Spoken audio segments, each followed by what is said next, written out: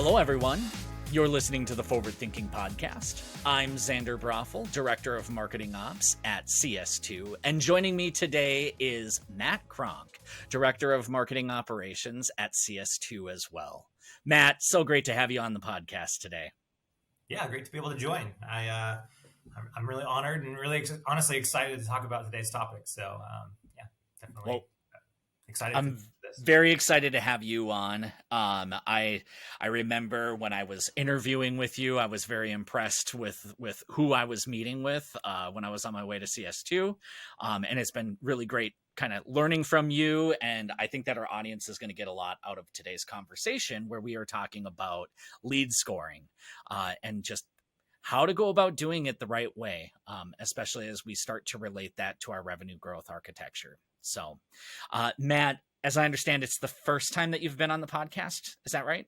I believe it's my first time solo. I think we did like an all team podcast a while back, but yes, probably the first official time people would be introduced to me. So awesome. I think Xander, you already mentioned it. I'm a director of marketing operations here at CS2. And I've been with CS2 for close to 2 years now, but in marketing operations for around 10 years. Fantastic. What drew you to marketing ops? If you can remember 10 years ago, that's quite some time in this world. It's nearly a whole decade. I mean, that's a long time to remember. So I think like many of us, I kind of fell into marketing operations. I didn't know that marketing operations was kind of like a niche or like a sub department within marketing. I had studied communication in college and thought I wanted to do marketing, but was introduced to this role. And one of the first questions they asked me is like, yeah, so are you okay with, kind of being the person that doesn't get a whole lot of the glory and just makes things work on the back end? And I was like, actually, that sounds fine to me. And part of that was because I was, straight out of college and looking for any way in. But once I got in and then I kind of discovered how Salesforce and Marketo all worked, it was actually a really great fit because I think it kind of melds melds some of my engineering thinking with some of the creative thinking that I think maybe goes along with marketing. So it's been a really good fit. Yeah, absolutely. I find that there's just such a unique personality type that fits really well into marketing ops. It's hard to find, but when you do, it's like that perfect marriage between data analytics and then just a little bit of creativity and faith, just to jump in and try something new. Yeah. Very, very cool. What drew you to CS2? So I actually was on the client side of the relationship with CS2 a couple times. At a couple different organizations, was privileged enough to work with Chrissy and Charlie and Christy, who I think was like employee number 3 or 4. Got introduced to them via those organizations. And not only was, the work that they were doing top notch, but also they were just great people. And so wanting to be able to join a team like that was kind of like a dream kind of thing at that point. And I think also, being in an agency or a consulting kind of a role is a great fit for me, just because I really am drawn towards those like really difficult problems. And I like to build like the new kind of cutting edge types of things a lot more than I like kind of like the maintenance or like the more routine types of things. And so for me, the agency is kind of the perfect outlet to be able to focus on those things I love the most.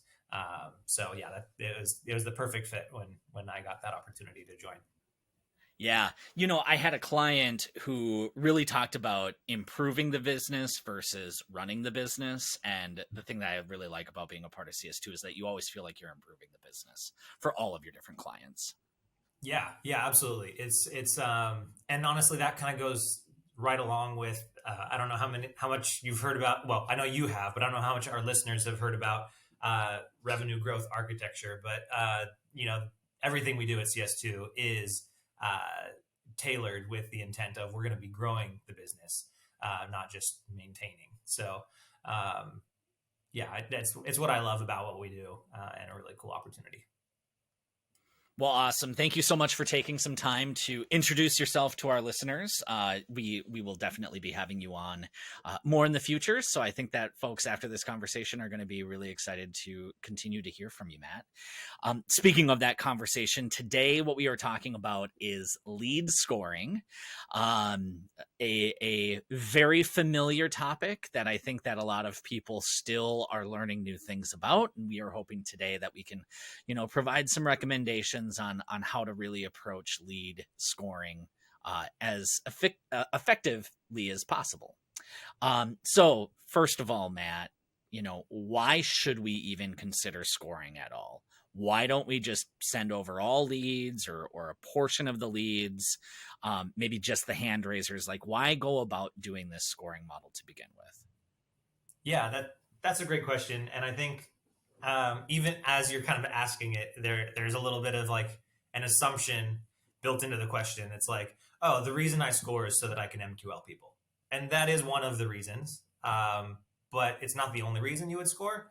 And so I think one thing I want to kind of highlight is that wherever you draw that MQL line, whether it's at a hand raiser or whether it's at a score of 50 or some other criteria, you're ultimately drawing a line somewhere and saying everything above this line, I want the sales team to pay attention to, and everything below that line, I don't care so much. So from the very beginning, like you're basing the assumption on you're going to draw a line, and if it's anything other than a hand raiser, you need to know where that line is, and that's where scoring helps you. It helps you take a lot of really complex information, things like persona criteria, things like demographic fit, firmographic fit, how much behavior they're engaging with. Like all of those things are difficult to make sense of if you're thinking about them as all individual data points. So if you can reduce that complexity down to something a lot simpler, to where now you can just give it a point value and draw a line and say everything above has a score that's worthy of MQLing. Like it just is a practical way to bring some sense to that. And so, yeah, I think the motive of MQLing somebody is a big one for why you would choose to adopt scoring. And like I mentioned, there's usually a bunch of different criteria in there. So you have things like, I mean, really what an MQL is that you're telling the team that they are ready to talk to sales. And so for most organizations, that's there's a few different criteria for it. I think I just listed some of those. Like you have, your persona. So is this the right person I'm talking to? And then you have, the firmographic information. Is this a company that is likely to be a fit? Are they too small or too large, or are they in the right industry? And then some kind of intent data. And there's all kinds of different intent data you can get into. Some of it'll be third party, and that's good to know. I'd say even better than that is first party data. They actually know your company's name and maybe something about what you're offering. And then the best is, to your point, that hand raiser. It's where they're actually telling you, I'm ready, please talk to me. And so all of those facets should really be incorporated into your score. And you don't want there to just be one of those three, facets in place. You want there to be a combination that, together makes this person more qualified to talk to. And that's where, again, scoring can really help simplify that and make it actually actionable. So yeah, I think MQLing, the assumption that that's what scoring is for, very valid. But I think even beyond that, whether you're talking about your MQLs or you're talking about your non-MQLs, what scoring does for you is it allows your team to prioritize. So even if you do only MQL, a subset of people, which you should only MQL a subset of people, even if you do that, some days your team is going to be overwhelmed and they need to know how to prioritize amongst that set of MQLs. And so having a score in place helps them differentiate what to prioritize. And the same thing is just as true for the non-MQLs. If that sales team is going to be doing any kind of mining or cherry picking or kind of choose your term. It's really helpful for them to do that with scoring in place because they can actually see what makes the most sense to actually spend my time on. Yeah. So really, I mean, that's what scoring is all about, and I think whether you use it to MQL or not, it's hugely valuable for the prioritization piece. Yeah, yeah, absolutely. I mean, we're going to go into like how to go about it, but you keep on talking about demographic scoring, and I think that that can be really helpful. I love the term cherry picking, and I feel like there's always a negative connotation. I think about back to like elementary school football where everybody would be cherry picking in the back, right? But I think that, a salesperson's job is to also prospect. And if marketing can help them prospect more effectively by employing a demographic and behavior score that they can say, hey, they're not necessarily ready and hot yet. So don't go to them saying, hey, schedule a demo. But if you Mm-hmm. can build a relationship with that prospect in a true outbound motion, why not work some of the marketing leads? You just have to make sure that as you are enabling that sales team, that they are communicating with that intent, is that they're not trying to communicate and say, you downloaded a white paper, do you want to buy? You Yeah. downloaded a white paper, what are you interested in learning about? Now the sales team is taking that like nurturing approach like you would with a marketing campaign. Yeah, absolutely. And I mean, I think it's important too. Like, there's a couple things in there. Like, number one, I think so often, teams kind of get protective of like, oh, these are the non MQLs that I'm still working, and they're about to MQL, and once I do, I'll get credit for it. Mm, And so, like, they want to be protective of that group. But I think it's important to step back and say, like, remember, like, we're all same team here. And if the sales team sees an opening and a reason to talk to somebody who's not in MQL yet, like I think we as marketers need to realize that that's actually that's like a great goal and a great thing to strive for is that if you're able to feed them those more ready leads that haven't quite MQL'd yet, that's great. And because if they get a head start and you end up winning a deal because they were that much quicker to that mm, opportunity, that's more money. That's more growth for your organization. So I think yeah, I would not discourage that by any means. And I think also it's kind of right there in the name, cherry picking. Like you said, there's kind of a negative connotation to it, but think about it. Like if you're actually going to go pick cherries, you're going to pick the ones that are the ripest. Like if they're yeah. ripe and they're ready, they're ripe and they're ready. Go talk to them. So scoring really helps you see which ones are there for the taking. So Yeah. uh, Yeah, and scoring's never going to be perfect. So if you go into it with the assumption of, hey, if we can help them prioritize, even if it didn't go over the line, and they still find an opportunity, like that is still going to be a win. And we've talked about it numerous times on the podcast. I know it's easier said than done, but if we can get our teams to stop thinking about credit and start thinking about the buyer experience and the at the end of the day, new revenue is always going to be your number one goal as a business. Like that's what you need to be focused on. And if we can get away from the credit conversation, we can actually have things like lead scoring really work for both marketing and sales. yeah, absolutely. So you definitely convinced me that it's not just about handing an MQL off to the sales team. How can you give the sales team some insights and some detail into what records they should be prioritizing?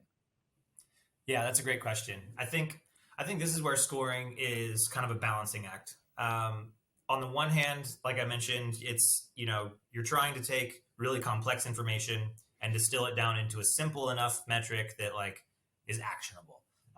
So that's where like having a number score is really helpful.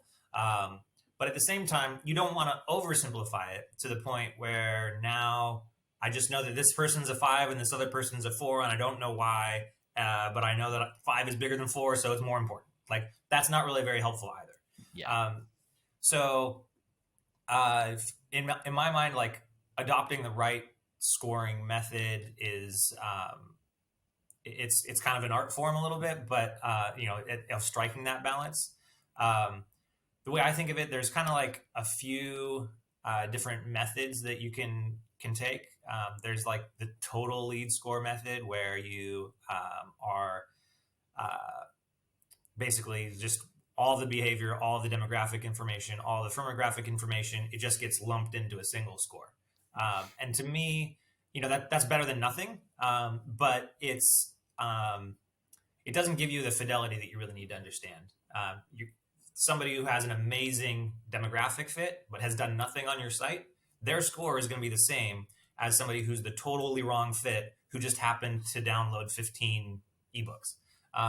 So it doesn't give you a whole lot of like granular visibility into what you're looking at. So it's good, but I think you can do better.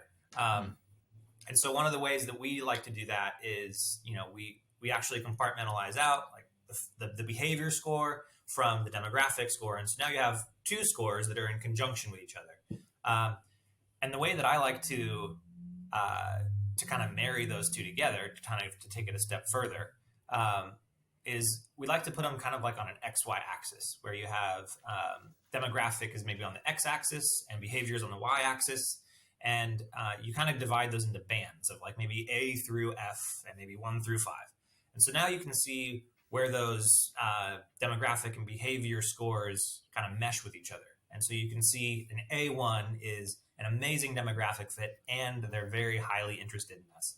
That's your very first top person to call.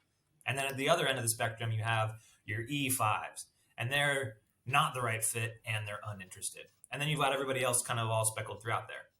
But by doing it that way, you're giving a lot of insight in still a much more simplified model.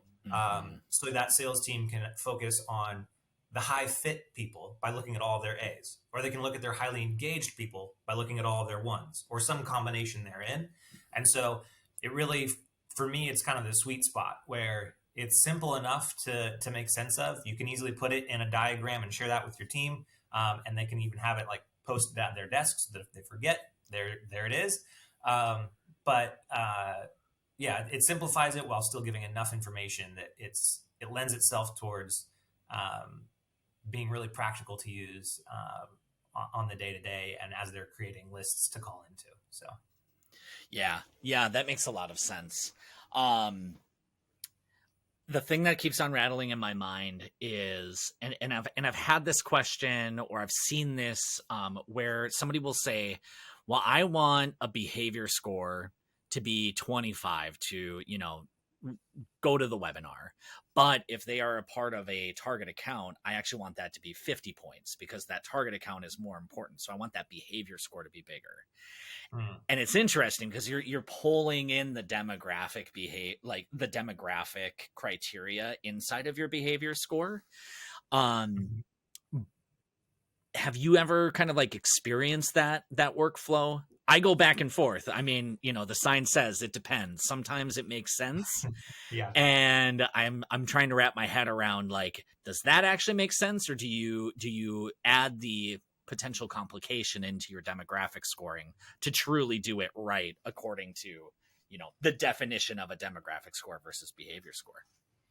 Yeah, that's a great question. I think if there are kind of external reasons why you need to stay like with a single scoring model, like instead of having like a behavior and demographic separated out, if there's reasons that you have to use just that total lead score, then I could definitely see adding like a multiplier or something like that to certain types of behaviors like that.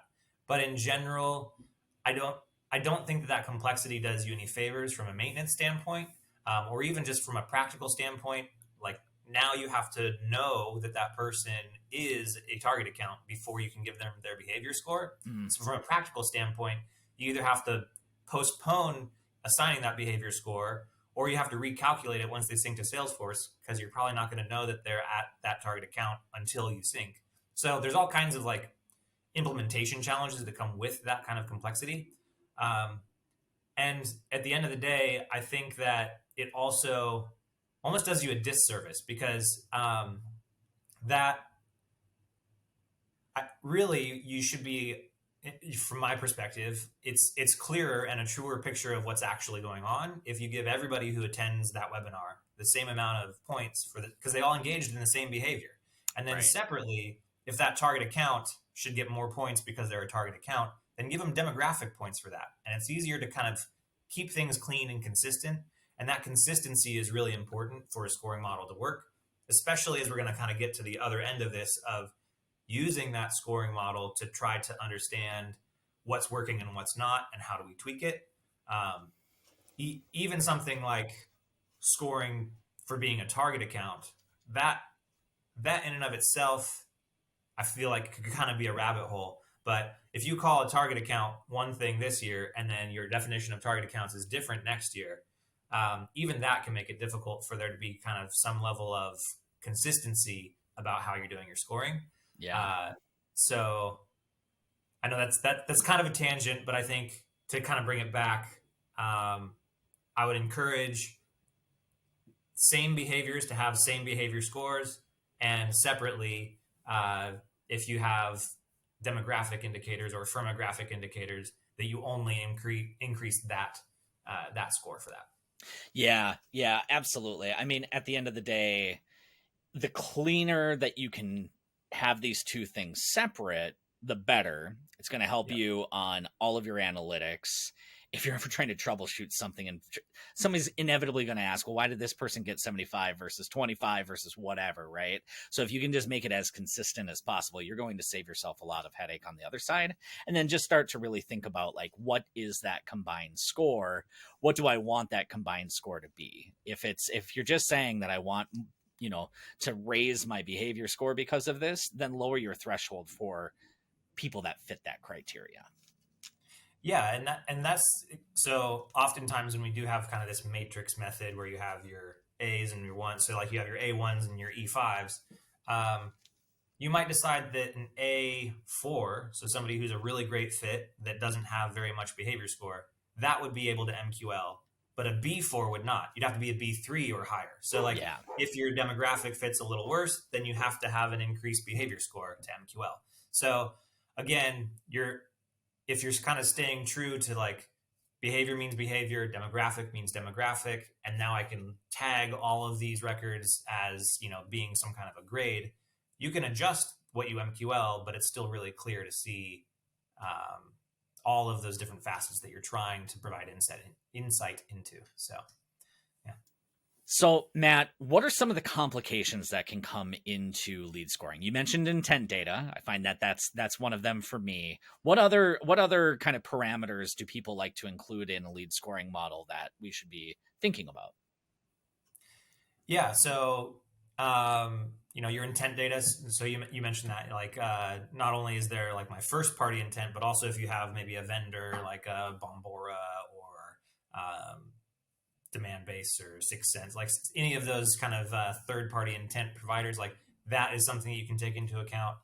Uh, I think other complications, things like if there's product specific scoring. So if you're at a multi product company and you maybe want to be able to see are they interested in product A or product B or both, that can bring a lot of complexity. Um, Even something like account stage. This is especially if you're maybe looking at customer scoring. Typically, we see that customers need to engage in more behavior to be indicative of readiness because hopefully they have an ongoing relationship with you. So they're going to be attending events and reading some of your content just by the nature of the fact that they're your customer and they have a relationship. So maybe that threshold has to be a bit higher if they're a customer. Or even like kind of more fine tuned within that, if you have a customer that's kind of in this onboarding phase, you would expect that they would be consuming everything.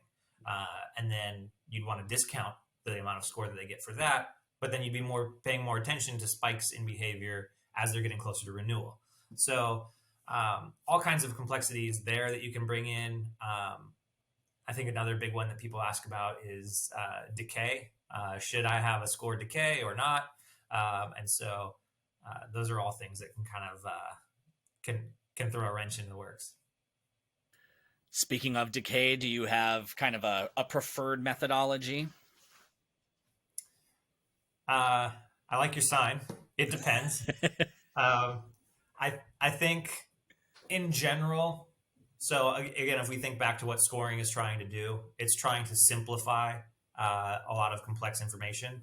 So I like to keep things as simple as I can. So really complex decay, I'm not a fan of. Even less complex decay, um, I don't I don't know how important that is. Yeah. I think a lot of times there's an assumption of, oh, they haven't been engaged for a couple months, so I'm going to lower their score.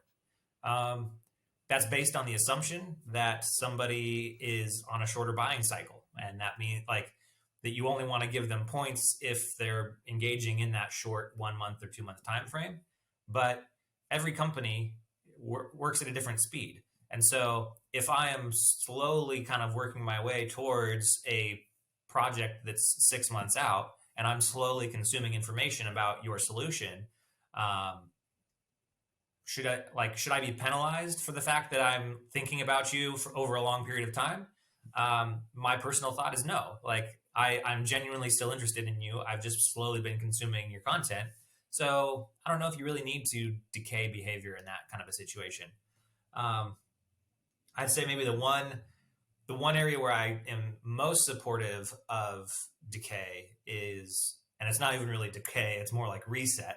But it's like when somebody has entered the journey with you, they've become identified as an MQL. They're being worked by sales, and then that funnel comes to an end for some reason. They're recycled, they're not ready yet, or something like that. Reset the behavior score at that point, because you don't want them to come back in and score in as an MQL the day after they just told the SDR they're not ready yet. So that makes sense to reset in that situation. But I think a lot of the other decay is it's just kind of presumptuous almost, that like somebody has to engage really quickly in order to be worth our time. I don't know if that's always the case. Yeah, absolutely. I mean, on the flip side, there may be things going on in your system where every email click you're giving a score, and all of a sudden people are getting scored up and they keep on MQLing because of this like security software that's clicking links. Again, I would then go back to the lead scoring model and say, well, how much value is the email click giving us? Is that the problem, or is it the decay? It's probably not the decay. It's probably something else to look at as a root cause. Yeah, I think that's a great point you raise. I'm not a fan of giving score for clicks. I don't know. I mean, first of all, it's a really difficult thing to actually trust, because you're as you mentioned, a lot of those clicks aren't actually real clicks. So that creates a challenge. But then also, how indicative of interest is a click? Yeah. It's not a very strong indicator in my mind. And so if you don't score for that, you're probably not missing out on a whole lot. Yeah. Yeah. Yeah, exactly. There's so many other ways that you can score behavior, that it goes Yeah. a long way. So if I were to want to get started, how do you recommend that I get started building this out? Yeah. So one thing I see happen a lot is, I think people kind of get excited about launching a new scoring methodology. I get excited about scoring still. Like I know it's kind of like a foundational thing that most of us have in place to some extent, but it's still a really fun project. And it can make a big impact. So totally understand the excitement, but I think a lot of times people get maybe uh, they kind of overcomplicate it. And so I think this is one of those things where like Nike moment, like just do it, makes a lot of sense. Like don't, that there's always value in analytics and trying to pull analysis of like your current deals and things like that. And we can talk a little bit about that. But at the same time, you don't want that to be a hang up or like something that's kind of like crippling you and preventing you from just taking action. Scoring, again, is one of those things that it's not set in stone. You should be evaluating it often. So don't worry about it being perfect. It's never going to be perfect. It's better to have something than nothing. And then it's a whole lot easier to adjust if it's in place. So just start scoring and then iterate from there. So Uh, I think that at a high level, just do it is my answer to how do you start. But I think probably uh, a couple layers deeper there, there's some questions about like, okay, if I'm gonna go just do it, like, how do I decide what those scores should be? Is that um, kind of an underlying thought there, or Yeah, yeah, absolutely. I mean, are there specific teams that we should reach out to? I think that demographic is pretty easy if you can align it to your ICP that's already been identified and your personas. It's a good place yeah, to start. But when we start to think about behaviors, what do you recommend there? yeah? So for demographic, like you said, if you already have an ICP that's you've already put in the work and identified that, then start there for your demographic. I think if you don't have that, or if there's question about whether that ICP is really if that really is ideal, then um, I think conversations are hugely important. Talk to your sales team because they have the hardest job in the world. They're the ones that are calling cold calls all day and getting hung up on and yelled at. They know um, they know who's receptive and they know who's not. They know who is like their ideal. This is the person I want to talk to. So learn from them and take that into account. Um, Talk to your product team if they do have that ICP mapped out. Use that. And then I think even just like running some reverse analysis on those demographic criteria, you can do some of that. So pull reports of your won opportunities and see, start running analysis on what are those industries, what are those their company size, what is the title of the person who's the primary contact role, like all of those types of things you can do. And I encourage you to do. Um, but there's also a grain of salt, or maybe like a salt lick that goes with it. Like there's a lot of exceptions where that's maybe going to be less informative than you want it to be. So if you're particularly early in your organization and you don't have a whole lot of opportunities that have been won yet, or if you're maybe in transition where your bread and butter used to be in this area and now you've kind of done that pivot, and so now you're shifting your focus to another area, or maybe even if your strategy has been like a knockdown strategy where we focused on all of banking last year and this year we're going to go focus on insurance and next year we're going to focus on manufacturing. If that's kind of been your strategy, then when you pull those reports, you're going to see that 90% of your won opportunities are banking, and it's kind of becomes a self-fulfilling prophecy kind of a deal. So that's where do run the data, but also listen to people that that are on your team and want to win with you, because they're going to provide useful feedback. So that's all the demographic stuff. For behavior, it's kind of a similar exercise. Talk to the people. Talk to your marketing team. Talk to your sales team to figure out, when somebody attends an event, do I just get hung up on all the time because they actually don't think that it was that important? Or content syndication. That's the big one that comes to my mind. Over and over again, I hear from sales teams that content syndication is rough because many times that person doesn't remember interacting with that piece of content, or certainly doesn't remember that it was your piece of content. And so talk to the teams. Generally speaking, like the things that are more difficult for your prospects to do are more indicative of interest. So if it's I know we're in an era where it's all about shortening the form, and I'm not saying like make your form long so that you can put people through the ringer, but if they do have to fill out a longer form and they actually do it, then that's an indicator that they're probably more likely to be interested. Or if they have to read a really long piece of content or sit around for an hour-long webinar, that's probably a stronger indicator of interest than those easy to digest 5-minute reads. So generally, like that's kind of how I approach thinking about scoring for behavior. Another particular one that I'll like kind of throw out there is like direct mail things, or meeting makers, some kind of a reward for take a meeting and I'll give you some AirPods or something like that. That's a really useful tool to be able to use, but I don't think that it would warrant a very high score because, again, that the reward's kind of built in there, that the person's incentivized already to do that. So it's not in and of itself a strong indicator that they're interested in you. They're maybe just interested in AirPods. So those are just a couple of ways that I like think about behavior, and trying to pick how much things are, how to score things. But again, just start somewhere. Just put a number to it, and if you see that you're MQLing people too soon, scale it back. And if you see that your sales team is starved for MQLs because it's too hard to meet that threshold, maybe scale up and give more points for some of those behaviors. It's not set in stone, so don't be afraid of making a mistake, and in fact plan on being wrong in some way, and plan to make it a change on kind of a regular cadence to this. Yeah, yeah. I mean, you're already on the right track with you've launched this, it's built, it's running, it's a continual process to continue to go back to. Is there any like high level recommendations on like what types of metrics you should be looking at to figure out if this is worthwhile or not? Yeah.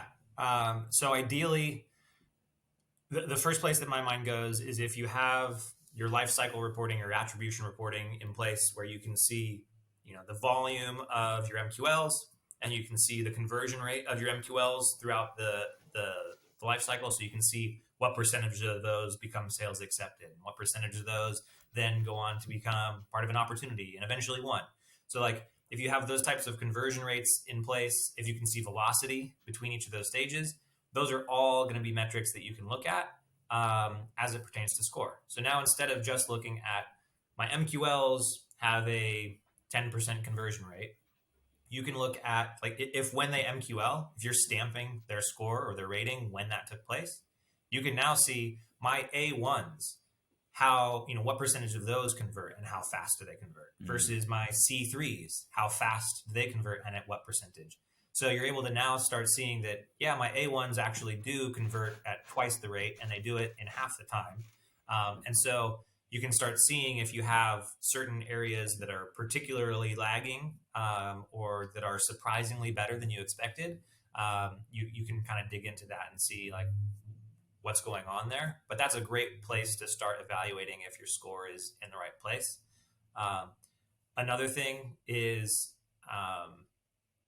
not just looking at the successes, but looking at that negative kind of conversion rate. So if you are stamping, let's say you're giving a very high behavior score. I'm going to pick on content syndication again. Let's say you're giving a really high behavior score for content syndication, and you see that 90% of those are immediately moved to DQ by your SDR team. That's maybe an indicator that that's not the right vendor to be working with. Or maybe content syndication could just use revamp. Like maybe they're just not ready to talk to us yet. And so maybe you take those content syndication leads and then you put them through a nurture, but to get them to engage in more ways, more directly with you before you pass them on. So all kinds of things like that, but really looking at those conversion metrics are really important. Velocity is really important. And if you can give yourself as much fidelity as possible by using that A1 to E5 type of a matrix method, it's going to give you a lot of insight. I think the last piece too is not to make it overly scientific. Talk to people, schedule a regular kind of check-in with your sales team and get their sentiment. Like, are MQLs working for you? Do you think that they're garbage and you want to ignore them? Do you need more of them and you really value them? Like, have those conversations so that you can know how to adjust. And I think when it comes to actually making those adjustments, like, don't just have the conversation, don't just run the analytics, but then act on it, and act on it very intentionally. So, we talk a little bit about the product MOPS method, where we're trying to treat marketing operations as though we are a product team. And so you think about product teams, they roll out versions. So they gather kind of like all of the requests, and then they identify the top priorities, and then they roll out a later version. It can become a maintenance headache to be responding to every SDR's complaint of like, oh, this event was garbage. Like, can you lower the score? Don't do that. Instead, gather their feedback, and then on an intentional cycle, maybe every quarter or maybe every 6 months or every year, something like that, intentionally go and say, okay, this is the feedback I got. We're going to adjust the scoring and we're going to launch it on this date, and then see how that runs. Not only does that kind of keep you sane as a marketing operations person, but it also it prevents this kind of like slowly morphing, impossibly inconsistent scoring from making your analytics useless. If you're constantly tweaking it all the time, and an A1 today is not the same thing as an A1 is tomorrow, your analytics are not going to be as useful. But if you're on a quarterly basis, you're making an adjustment, and so you can say, starting at that date, that's where things shifted, and A1 was slightly different. It helps with running your analytics. So I know that's a lot, but those would be kind of my thoughts for how you kind of like make those adjustments. I love that. I love that. It's very intentional. It's very process driven. You're bringing on other stakeholders, so you're building up a quorum, you're building up collaboration across the teams, and that's what you want. The other thing that we didn't talk about at the beginning that I just keep on thinking about as you're sharing this is lead scoring helps you build partnership between marketing and sales. When they can be a part of the process, they're a part of the continual feedback loop. Doesn't mean that marketing has to make all of the changes that sales says, but they're at least able to come to the table and provide that feedback. And if there's certain things that you are expecting out of your sales team that they're not doing from those leads, it's another opportunity to increase enablement and explain, right? Yeah. There are a lot of tactics that, we just don't know how to utilize them super well. You're kind of talking about content syndication, and I think it's a common one that a sales team says, hey, this person came from content syndication, now I can follow up with them, without really realizing what that experience is. So if you can also kind of like re-enable the team on how should you be utilizing this specific source of leads, you could find some more success. And it doesn't necessarily always have to be the marketing team going back and changing something. It could be, increased collaboration across the groups. Yeah, absolutely. And I totally agree that if you can be more involved with that sales team and get them to kind of like inform the process of how you're going to score and how you're going to MQL, then they now have a horse in the race. Like they're now that much more vested in this thing working because they got to be a part of it. They understand it more. They trust it more. And so now they'll actually use it better than if they otherwise were just like, what is this thing? Oh, I'm going to ignore it. Marketing's doing something weird again. And I'm just going to go out. Yeah, exactly. So I think involving them is hugely important. And then again, kind of like going back to that example of, the follow-up's not always going to be the same. So in that content syndication example, your follow-up there is going to be very different than your follow-up to a request to talk to sales. Yeah. They're completely different types of people in different stages of their journey.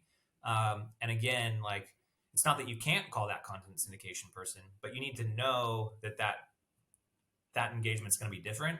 And there again, that's where that matrix becomes really helpful, because you can see that an A1, so a highly qualified person that only engaged with content syndication, or sorry, not an A1, an A5, that only engaged with content syndication, it's kind of like it's just priming the sales team to approach that differently. I know this is the right person, and I'm just looking for an excuse to start a conversation. And so there's that excuse. Whereas, an E grade lead, they're not looking for excuses to talk to you. They're kind of like on the other end of the spectrum. Like, at what point has this person done so much that I should stop trusting what I think I know about them and instead trust what their behavior is telling me? So they're like kind of total opposite ends of the spectrum. And then there's a whole bunch of people in the middle. Yeah. But yeah, I think just letting the sales team know with more transparency what they're looking at, so that they can kind of plan their day and plan those engagements is hugely important. That's great. Well, Matt, thank you so much. We're coming up to the end of our time. If there was one kind of pitfall that you find people they have a gotcha with lead scoring. What would you say that it is?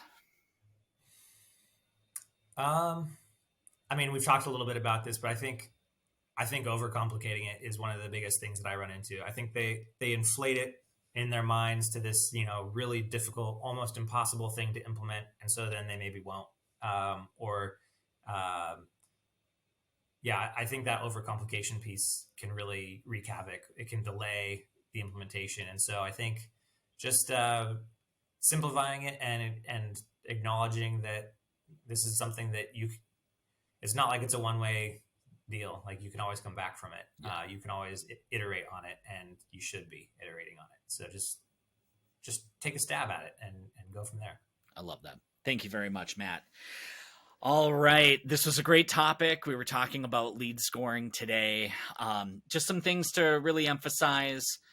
Lead scoring, the best approach is going to be a matrix where you have behavior score and demographic score. Take a stab at it.